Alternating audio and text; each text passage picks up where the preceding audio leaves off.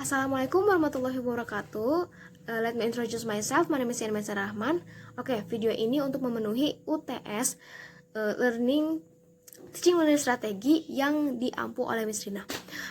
Oke, langsung saja. Nomor 1 itu ada perbedaan pendekatan pembelajaran, strategi, dan metode pembelajaran. Nah, yang pertama itu ada pendekatan pembelajaran dapat diartikan sebagai titik tolak atau sudut pandang kita terhadap proses pembelajaran yang masih bersifat umum. Nah, yang di dalamnya itu ada dua jenis pendekatan. Yang pertama itu pendekatan pembelajaran yang berpusat kepada siswa atau student center approach, dan yang kedua itu pendekatan pembelajaran yang berorientasi atau berpusat pada guru, teacher center approach. Yang kedua itu ada strategi pembelajaran. Nah, strategi pembelajaran adalah suatu kegiatan pembelajaran yang harus dikerjai guru dan siswa agar tujuan pembelajarannya dapat dicapai secara efektif dan efisien. Nah, strategi pembelajaran ini terkandung makna perencanaan, yang artinya bahwa strategi pada dasarnya masih bersifat konseptual. Yang ketiga itu ada metode pembelajaran yang dapat diartikan sebagai cara yang digunakan untuk mengimplementasikan rencana yang sudah disusun dalam bentuk kegiatan nyata dan praktis untuk mencapai tujuan bersama. Nah, di dalamnya itu metode pembelajaran itu bisa berupa ceramah yang biasanya berpusat kepada guru, atau diskusi yang biasanya berpusat kepada siswa. Nah, yang nomor 2 itu perbedaan antara language acquisition dan language learning. Language acquisition itu bahasa ibu, ya, bahasa pertama. Seperti halnya ketika kita belajar bahasa Indonesia dari kecil, pada awalnya kita tidak tahu, tidak memperdulikan tata bahasanya gitu, sehingga akhirnya kita terbiasa. Seperti halnya kita terbiasa bahasa Indonesia karena kita mendengar dari lingkungan kita. Seperti itu. Biasanya language acquisition itu merupakan pemerolehan bahasa, jadi dari sekeliling kita. Yang kedua itu ada language learning. Ya, kalau language learning itu bahasa kedua kita, bahasa yang kita pelajari. Nah, misalnya saya yang belajar bahasa Inggris itu adalah merupakan proses language learning atau bahasa pembelajaran kita, bahasa kedua.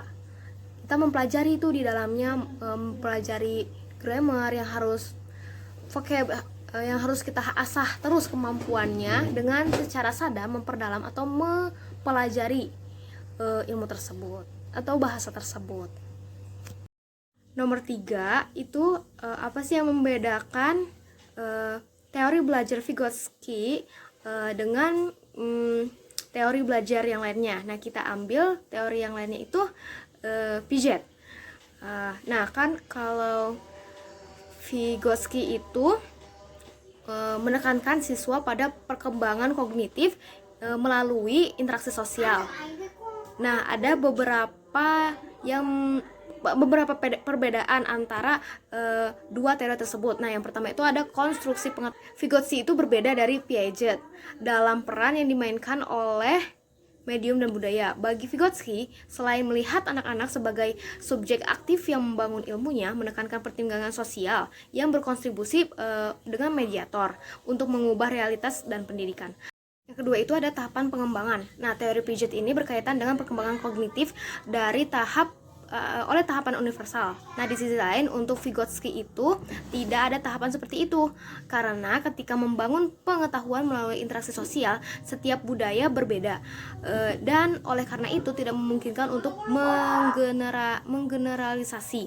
Itu artinya untuk Piaget potensi pengembangan kognitif itu tergantung pada tahap di mana subjek berada. Nah, di sisi lain untuk Vygotsky itu potensi pengembangan kognitif tergantung pada kualitas interaksi dan zona pengembangan selanjutnya subjek. Nah, nomor 4 itu bagaimana menghadapi siswa dengan gaya belajar yang berbeda. Nah, gaya belajar itu ada 3. Yang pertama itu ada auditori, yaitu siswa yang memiliki gaya belajar auditori itu biasanya indera pendengarannya itu tajam. Mereka tertarik dengan apa sih yang pendengaran gitu ya. Misalnya guru menjelaskan dengan metode ceramah.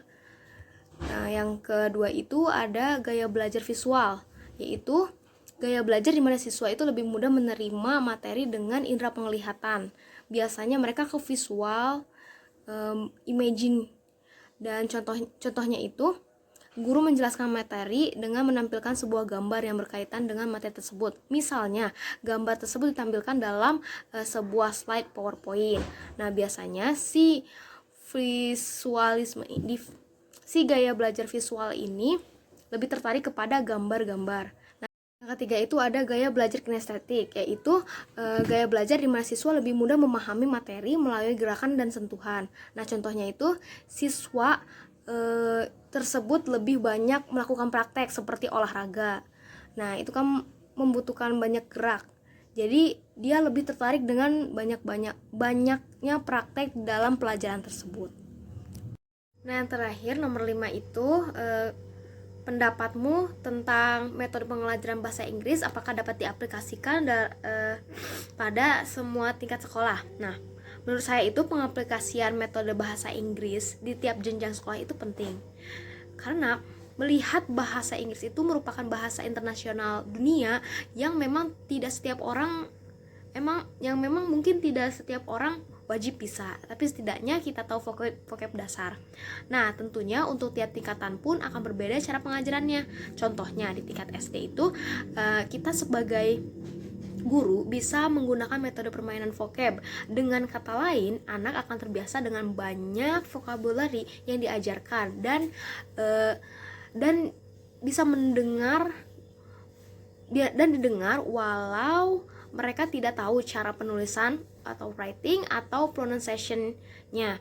Nah, di jenjang SMA atau di tingkat SMP itu guru akan menambahkan tense dasar seperti present tense, past tense, simple future, past future, reading serta writing pun lalu di tingkatan SMA itu tense mulai diperdalam, struktur pun mulai diperdalam, dan juga diselipkan grammar serta listening.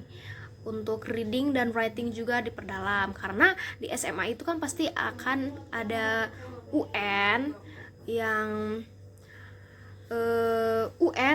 berbasis komputer, biasanya ada diselipkan listening. Nah, untuk tingkatan universitas itu kita hanya mengulang balik semua yang kita pelajari sewaktu di tingkat pendidikan ya, dan dipelajari lagi secara luas. Intinya di tiap instansi itu